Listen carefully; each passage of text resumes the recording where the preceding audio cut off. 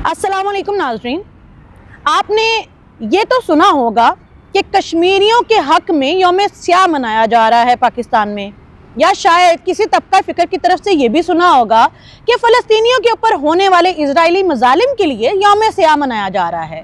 لیکن تحریک انصاف کی سمجھ نہیں آتی، جنہوں نے نہ تو کبھی کشمیریوں کے لیے یوم سیاہ منایا، نہ ہی کبھی فلسطینیوں کے اوپر ہونے والے مظالم کے لیے یوم سیاہ منایا، لیکن اپنی ہی قوم، اپنی ہی حکومت کے خلاف انہوں نے ایک یوم سیاہ منایا۔ آخر وہ یوم سیاہ کیوں منایا اور کیا ان کو منانا چاہیے تھا، اسی حوالے سے بات کرنے کے لیے ہمارے ساتھ موجود ہیں فرحت عباس شاہ صاحب۔ السلام علیکم سر۔ جی وعلیکم السلام۔ سر، یوم سیاہ تو دشمنوں کے خلاف منایا جاتا ہے کہ بھئی آپ لوگوں نے ظلم کر دیا، زیادتی کر دی، پاکستانی حکومت کے خلاف، پاکستانی اداروں کے خلاف یوم سیاہ منا کے پی ٹی آئی پوری دنیا کو اور پاکستان کے لوگوں کو کیا پیغام دے رہی ہے؟ ویسے یہ آپ کی بات درست ہے کہ یوم سیاہ جو ہے وہ کشمیر پر بھارتی مظالم کے خلاف منایا جانا چاہیے، فلسطین پر اسرائیلی مظالم کے خلاف منایا، یہ تو میں آپ سے 100% متفق ہوں۔ لیکن اب المیہ دیکھیں کہ یہ جو ابھی بھارتی آئینی فریب کاری کی گئی کشمیر کے ساتھ، یہ عمران خان صاحب کے دور میں، اور اس وقت عمران خان صاحب کی طرف سے یا پی ٹی آئی کی طرف سے کوئی خاطر خواہ رسپانس ہوتا ہے نا، رد عمل، وہ بھی نہیں آیا تھا۔ آدھا گھنٹہ دھوپ میں کھڑا کیا تھا۔ میرے خیال میں ان کو ان کے پاس وہ احساس اور وہ شعور ہے نہیں جو اپنا اقتدار چھن جانے کے بعد دوبارہ حاصل کرنے کے لیے ہوگا۔ ود ڈیو اپالوجی، میں معذرت کے ساتھ، یہ کوئی نہیں ہے کہ میں کسی پارٹی کا تو ہوں نہیں، لیکن وہ یہ بات طے ہے کہ اگر یہ تو اللہ بھلا کرے، دعا دیں ان کو کہ جنہوں نے ان کو نمبر 1 اتارا، میں اصل تو مدعا ان کا ہے جنہوں نے ان کو اتارا وہاں پہ، چاہے وہ عدم اعتماد لائے یا جو، اور پھر جو لوگ دوبارہ آ کر بیٹھ گئے، اور پھر وہ دوبارہ حکومت نے مجبوراً یا جبراً جس طرح بھی جو مہنگائی کو جہاں پر لے گئے، لوگوں نے سمجھا کہ وہ عمران خان جسے ہم اگر 6 مہینے اور نہ اتارا جاتا تو خود گریبان پکڑ کے ہم اتارتے گلیوں میں، وہ تو مسیحا تھا ہمارا، وہ تو پتہ نہیں وہ کیا تھا۔ یہ سارا ڈائنامکس سمجھنے کی ضرورت ہے کہ عمران خان صاحب کو شہید بنایا گیا، سیاسی یتیم بنایا گیا، اور اس کے بعد مہنگائی، کمر توڑ مہنگائی، گردن توڑ بخار سے بڑھ کے اتنی نازل ہوئی لوگوں پر کہ اس کے بعد وہ سمجھتے ہیں کہ شاید عمران خان ہی ٹھیک تھا۔ یہ ہماری قوم کا ہمیشہ سے المیہ رہا ہے کہ پچھلے جو ہے نا اسی کو ہم کہہ رہے ہوتے ہیں وہ اچھا ہے، تو ہمیشہ ہم نے کہا جو موجود ہے اس کو ہم اتارتے ہیں گریبان سے پکڑ کے، پچھلے کہتے ہیں اچھا۔ اب یہ جو آپ نے یوم سیاہ انہوں نے ثوابی میں اب یہ اتنا غیر سنجیدہ یہ ان کا لائے عمل ہے سیاسی، میں حیران ہوں کہ ان کو نہ عمران خان صاحب کو 26 سالہ جد و جہد میں سیاست کی سمجھ آئی۔ یہ سیاست کو ہمیشہ آج تک کرکٹ کے میچ، ٹورنامنٹ اور چیمپئن شپ کی نظر سے دیکھ رہے ہیں، جیسے ہوتا ہے نا کہ قرآن و سنت کی روشنی میں ہم نے یہ چیز دیکھی ہے، ہم نے یہ آئین کی روشنی میں یا انسانی تاریخ کی روشنی، یہ پاکستان کی سیاست اور حکومت اور معاملات کو کرکٹ کی روشنی میں دیکھتے آئے ہیں اور چلانے کی کوشش کی۔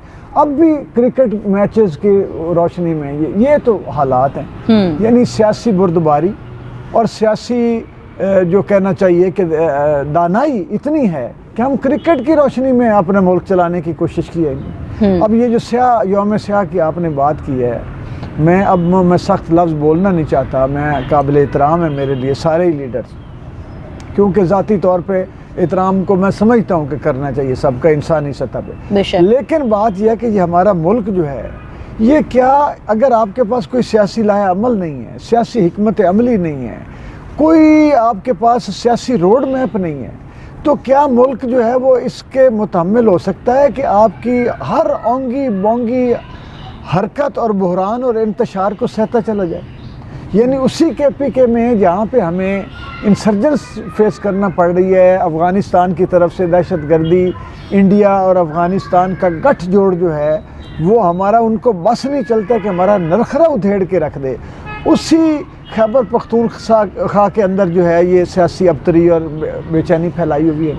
مجھے یہ بتائیں کہ ان کے سادیہ صاحبہ مجھے بتائیں کہ آج تک کی جتنی ایجیٹیشن، جتنی مزاحمت، جتنی تحریکیں انہوں نے چلائی ہیں اقتدار سے اترنے کے بعد، ان کے ریزلٹس کیا نکلی؟ نفرت، دشمنی، گالی گلوچ، غلاظت، کیچڑ۔ اس کے علاوہ مجھے بتا دیں کہ کیا پازیٹیو امپیکٹ کریٹ کرنے میں کامیاب ہوئی ہے؟ یہ آج تک تو اپنے لیڈرشپ یہ اپنی مستقل نہیں رکھ سکے۔ اب یہ ود ڈیو اپالوجی، میں معافی سے میں جو ہمارے جو تحریک انصاف کے لوگ ہیں، میرا ان سے بھی سوال ہے کہ مجھے یہ بتائیں کہ آج تک اس وقت انہوں نے ایک منسٹر 4 دفعہ تبدیل کی، کبھی انفارمیشن منسٹر، کبھی ٹیکنالوجی منسٹر، کبھی فائنانس منسٹر، چیف منسٹر انہوں نے پنجاب جیسے صوبے میں ایسا بندہ بنایا جو گنگ مال تھا، جس کو کونسلر بھی ٹھیک سے وہ کامیاب نہ ہوتا۔ عرضدار صاحب ہمارے دوست ہیں، لیکن وہ مسکین آدمی کو لا کے پھینک دیا یہاں پہ۔ کوئی بندہ ان کو شہباز شریف اور پرویز الہی صاحب کے بعد اس طرح کا بندہ، وہ اتنے ایکٹیو دونوں میں کہتا ہوں کہ وہ ان کے بعد جمنا کوئی بڑا آدمی آتا، سیاسی دانائی رکھنے والا، ایڈمنسٹریشن والا، تجربے والا، تو بات بھی تھی۔ انہوں نے بزدار صاحب کو تاریخی طور پر ان کو سیاست فلاب کرا دی، بیچارہ بھی کونسلر بنتا، ایم پی ایم این اے وہاں سیاست کرتا، وزیر اعلیٰ بنا کے، حتیٰ کہ اب یہ کرپشن روکنے کا انہوں نے نعرہ لگایا، لوگوں نے کہا کہ سکول ٹیچروں تک سے ان کی اپائنٹمنٹ کو تو پیسے لیے جا رہے ہیں۔ صرف یہ ہوا تھا ان کے دور میں کہ کرپشن کے ریٹ بڑھ گئے تھے۔ ہر بندہ کہتا ہے، میں نہیں کہہ رہا، آپ پوچھیں جا کے کہاں روکے۔ عالمی کرپشن انڈیکس میں بھی ہم اوپر آئے تھے۔ سر، ہمارے پی ٹی آئی کے پاس 11 سال سے ایک صوبہ ہے، اس صوبے میں نہ تو تعلیم کا نظام جو ہے وہ 11 سال میں بہتر بنایا جا سکا، کوئی یونیورسٹی ایڈ نہیں ہوئی، کوئی نیا کالج ایڈ نہیں ہوا۔ صحت کے نظام کو آپ دیکھیں تو ایم آر آئی مشین جو کروڑوں اربوں روپے کی ہے وہ چوری ہو جاتی ہے۔ امن عامہ کے مسائل دیکھیں تو کرم ایجنسی میں کیا حالات چل رہے ہیں۔ کرپشن کے معاملات آپ دیکھیں تو عالمی جو ہیں بہت سارے ان کی انویسٹیگیٹو رپورٹ سامنے آتی ہیں جس میں ان کی کرپشن سامنے آتی ہے۔ تو جب ایک صوبہ نہیں ان سے سنبھالا جا رہا تو پہلے اس کو نہیں بہتر کہ ان کو یہ ٹھیک کرتے اور اس کے بعد یہ دعوے کریں کہ جی ہمیں پورا ملک نہیں دیا گیا؟ ایک صوبہ ان سے کنٹرول نہیں ہو رہا، یہ پورے ملک کو کنٹرول کرنے کی ان کو لالچ نہیں ہے؟ کیونکہ 2018 میں ان کو یہی سوچ کے جو ہے اسٹیبلشمنٹ لے کے آئی تھی نا کہ یہ سب ٹھیک کر دیں گے، تو یہ تب نہیں کر پائے، تب انہوں نے ایکسکیوز دیے، لیم ایکسکیوز، جس سانو کرن نہیں دیتا گیا۔ اور بھائی تانوں ایک بار ہی نہیں جنہوں نے کرن دیتا تے تواڈے بکول انہوں نے تانوں دوبارہ کرن دیں گے؟ جو آپ کو صوبہ دیا گیا ہے، کیا آپ اچھا نہیں کہ وہاں زیادہ بیٹر طریقے سے جو ہے پرفارم کریں تاکہ لوگوں کو نظر آئے اور اگلی بار جو ہے وہ اسٹیبلشمنٹ کو بھی نظر آئے کہ یو کین ڈو اٹ؟ آپ کو نہیں لگتا کہ یہ ہونا چاہیے؟ میں کہتا ہوں اسٹیبلشمنٹ تو ہماری بار بار مبارکباد کی مستحق ہے کہ الحمدللہ جس کو بھی لے کے آتے ہیں پھر اسی کو ہی ٹھڈا مارنا پڑتا ہے، اسی سے ہی معافی مانگتے ہیں، وہ گلے پڑ جاتا ہے، وہ ان کے حلق میں آ جاتا ہے اور پھر یہ اس سے جان چھڑانا ان کو مشکل ہو جاتی ہے۔ خیر وہ بھی ہماری وہ پوری تاریخ پڑھی ہے اسٹیبلشمنٹ کی کہ بھائی ایک بندہ تو لے آتے جس پر آپ خود بعد میں مطمئن ہوتے، وہ بھی ایسے بندے ڈھونڈ ڈانڈ کے اخیر ہے ان کی تاریخ کی بھی۔ اب یہ ان کو وہ لے کے آئے اور ہم سب اور ایک پیج پہ بھی آ گئے۔ اب ایک پیج پہ آئے ہیں حکمران میرے، تمہارا اللہ ہی حافظ ہے پاکستان میرے، یہ میرا شعر لکھا تھا میں نے عمران خان کی۔ سر ایک بار پھر دوبارہ سے ہو جائے۔ شعر ہے کہ اب ایک پیج، جب انہوں نے نعرہ لگایا کہ ہم ایک پیج پر آ گئے اور میں ڈر گیا، میں کہ اللہ خیر کرے، تو شاعر ہوں نا، اب ایک پیج پہ آئے ہیں حکمران میرے، تمہارا اللہ ہی حافظ ہے پاکستان میرے۔ واہ واہ واہ۔ تو وہ آج نتیجہ پھر نکل آیا، ایک شاعر کے شعر کا نتیجہ نکل آیا کہ آج تک ہم وہ سزا بھگت رہے ہیں جب یہ ایک پیج پر آئے تھے، نہیں آئے تھے۔ اس کا مطلب ہے فطری اختلاف۔ وہ عمران خان صاحب اتنے اڑیل ہیں معاملات میں کہ انہوں نے 26 سال میں کچھ نہیں سیکھا سیاست کا، اور جب حکومت میں 4 سال رہے تو فیلیور 1 کروڑ نوکریاں دے سکے۔ وہ جو کہتے تھے جی کہ اسٹیٹ بینک ہاتھ سے گنوا دیا، انہی کے دور میں گیا ہے پاکستان کے ہاتھ سے اسٹیٹ بینک انڈیپینڈنٹ ہوا ہے۔ کشمیر انہی کے دور میں گیا ہے، قرضے پھر لینے پہ مجبور ہوئے، اور وہ جو کہتے تھے اتنے لاکھ میں گھر دے دوں گا، وہ کہاں چلے گئے؟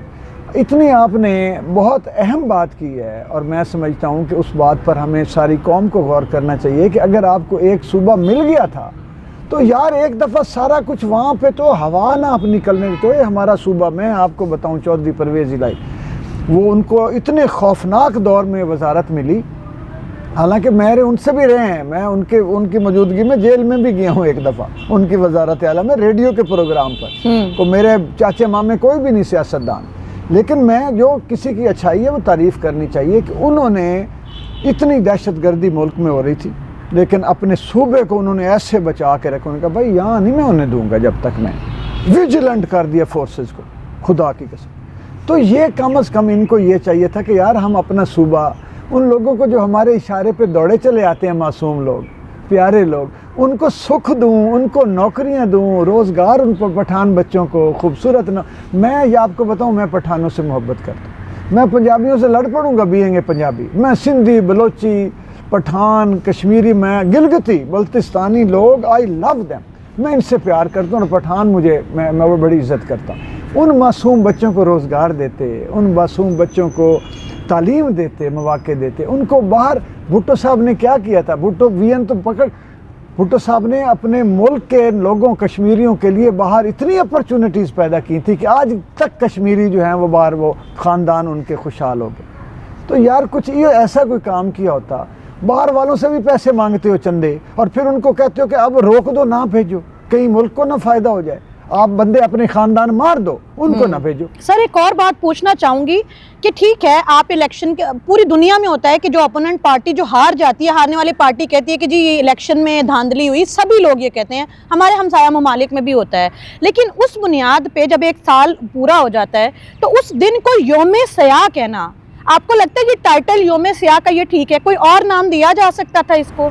آپ یوم سیاہ کی بات کر رہے ہیں, مجھے تو لگتا ہے کہ یہ جو پی ٹی آئی ہے, الحمدللہ آپ نے دیکھا کہ ان کی لیڈرشپ نے خود ان کے ساتھ کیا کیا, آپس کی ناچاکیاں, دھکم پیل.